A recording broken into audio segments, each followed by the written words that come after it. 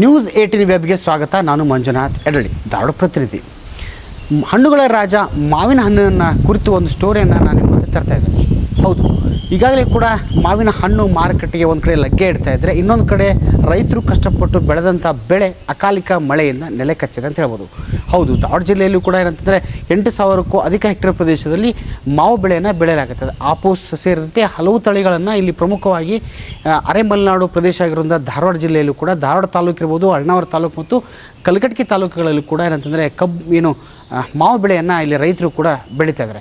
8,000 hectare ಪ್ರದೇಶದಲ್ಲಿ ಬೆಳೆದಂಥ ಬೆಳೆಗಳನ್ನು ಇನ್ನೇನು ಕಟಾವು ಮಾಡಿ ಮಾರ್ಕೆಟಿಗೆ ಮಾರಾಟ ಮಾಡುವಂಥ ಸಿದ್ಧತೆಗಳಲ್ಲಿದ್ದಂಥ ರೈತರಿಗೆ ಏಕಾಏಕಿ ಸುರಿದಂಥ ಭಾರೀ ಮಳೆ ಮತ್ತು ಗಾಳಿಯಿಂದ ಈಗಾಗಲೇ ಕೂಡ ಅಪಾರ ಪ್ರಮಾಣದ ಮಾವಿನ ಕಾಯಿಗಳು ಕೂಡ ಸಂಪೂರ್ಣವಾಗಿ ನೆಲಕಚ್ಚಿದ್ದಾರೆ. ಇದರಿಂದ ಕೂಡ ರೈತರು ಕೂಡ ಒಂದು ಕಡೆಯಿಂದ ಸಾಕಷ್ಟಕ್ಕೆ ತುತ್ತಾಗಿದ್ದಾರೆ ಅಂತ ಹೇಳ್ಬೋದು.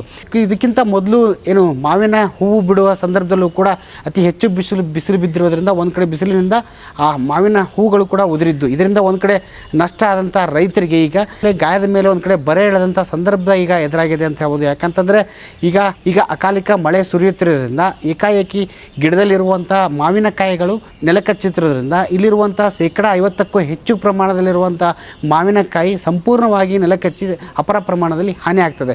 ಈ ನೆಲಕ್ಕೆ ಕಚ್ಚಿ ಬಿದ್ದಂಥ ಮಾವಿನಕಾಯನ್ನು ಕೂಡ ಯಾರೂ ಕೂಡ ಮಾರುಕಟ್ಟೆಯಲ್ಲಿ ಮಾರಾಟಕ್ಕೆ ತೆಗೆದುಕೊಳ್ಳಲ್ಲ. ಯಾಕಂದರೆ ನೆಲಕ್ಕೆ ಬಿದ್ದಂಥ ಹಣ್ಣು ಈ ಉಪ್ಪಿನಕಾಯಿ ಮಾಡೋಕ್ಕಿರ್ಬೋದು, ಜೊತೆಗೆ ಹಣ್ಣು ಮಾಡೋಕ್ಕೂ ಕೂಡ ಖರೀದಿ ಮಾಡೋಕ್ಕೆ ಮುಂದಾಗೋದಿಲ್ಲ. ಈಗಾಗಲೇ ರೈತರು ಕೂಡ ತಮ್ಮ ಜಮೀನಲ್ಲಿದ್ದಂಥ ಮಾವಿನ ಮರಗಳಿಗೆ ಗೊಬ್ಬರ ಇರ್ಬೋದು, ಕೀಟನಾಶಕ ಸಿಂಪರಣೆ ಸೇರಿದಂತೆ ಸಾವಿರಾರು ರೂಪಾಯಿ ಹಣವನ್ನು ಖರ್ಚು ಮಾಡಿ ಈ ತಮ್ಮ ಲಾಭದ ನಿರೀಕ್ಷೆಯಲ್ಲಿದ್ದಂಥ ಸಂದರ್ಭದಲ್ಲಿ ಏಕಾಏಕಿ ಬಂದಂಥ ಈ ಮಳೆರಾಯನ ಆರ್ಭಟಕ್ಕೆ ಹಲವು ತೋಟಗಾರಿಕೆಯ ಬೆಳೆಗಳಲ್ಲಿ ಪ್ರಮುಖವಾಗಿರುವಂಥ ಮಾವು ಬೆಳೆ ಕೂಡ ಸಂಪೂರ್ಣವಾಗಿ ನೆಲಕಚ್ಚಿರೋದ್ರಿಂದ ಏಕಾಏಕಿ ಸುರಿದಂಥ ಮಳೆಯಿಂದ ನಷ್ಟಕ್ಕೆ ಎದುರಾಗಿನ ಮಾವು ಬೆಳೆಗಾರರು ಏನು ಹೇಳ್ತಾರೆ ಕೇಳ್ಕೊಂಬರೋಣ ಬನ್ನಿ. ಇದೆ ಮಳೆ ಬಂದು ಗಾಳಿಗೆ ಅರ್ಧ ಉದುರಿ ಹೋಗಿ ಎಲ್ಲ ಲಾಸ್ ಆಗೈತ್ರಿ. ಗೊಬ್ಬರ ಒಂದೊಂದು ಗಾಡಿಗಟ್ಲೆ ಎಕರೆಕ್ಕೆ ದೀಡ್ ಗಾಡಿ ಗೊಬ್ಬರ ಒಗದವ್ರಿ. ಗೊಬ್ಬರ ಒಗದು ಮಳೆ ಹೂ ಬಿಟ್ಟು ಕಾಸು ಬಿಸಿಲಿಗೆ ಅರ್ಧ ಉದುರಿ ಹೋದ್ರಿ, ನೆಲದ ಪಾಲಾಗೋದು. ಇದ್ದಿದ್ದು ಕಾಯಿ ಸದಕ್ಕೆ ಮಳೆ ಗಾಳಿಗೆಲ್ಲ ಅರ್ಧ ನೆಲ ಪಾಲಾಗ್ಯಾವ್ರಿ. ನಾವು ತಿನ್ಬೇಕಂದ್ರೆ ಕೊಂಡು ತರ್ಬೇಕಾಗಿದ್ರಿ. ಭಾಳ ನುಕ್ಸಾನ, ಅರ್ಧ ನೆಲ ಪಾಲಾಗಿ ಬಿದ್ದೈತಿ. ಬಂದು ನೋಡ್ಕೊಂಡು ಹೋಗ್ರಿ ಸರ್ ಬೇಕಾರೆ ಪರಿಹಾರ ಏನೋ ಮಾಡಿದ್ರೆ ಅನುಕೂಲ ಆಕೈತಿ ನೋಡ್ರಿ. ನಾವು ಮಾವಿನ ತೋಟ ಒಂದು 200 ಗಿಡಗಳನ್ನು ಬೆಳೆಸಿದ್ದೀವಿ. ಇವು 15ರಿಂದ 20 ವರ್ಷದ ಮರಗಳದಾವೆ.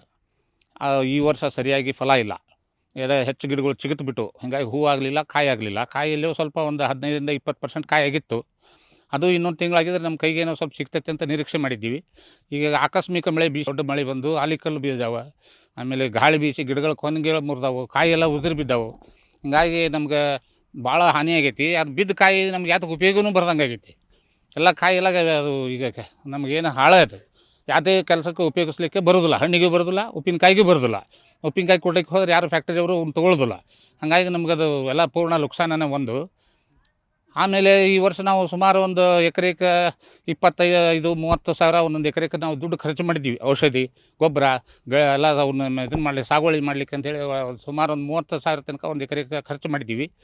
ಆಧಾರ ಬರ್ತೈತೆ ಅಂತುವಂತಹ ಒಂದು ನಿರೀಕ್ಷೆ ಇತ್ತು. ಮತ್ತು ಅದು ಕೂಡ ನಮಗೀಗ ಅದರೊಳಗೆಲ್ಲ ಕಾಯಿ ಬಿದ್ದರಿಂದ ಎಲ್ಲ ನಿರೀಕ್ಷೆ ಸುಳ್ಳಾಗಿಬಿಡ್ತು. ಇದಿಷ್ಟು ಒಂದು ಕಡೆಯಿಂದ ಮಾವು ಬೆಳೆಗಾರರ ತಮ್ಮ ಅನಿಸಿಕೆಯನ್ನು ಹೇಳಿದ್ರ ಜೊತೆಗೆ ತಮಗಾಗಿರೋ ನಷ್ಟವನ್ನು ಹೇಳಿದ್ದಾರೆ.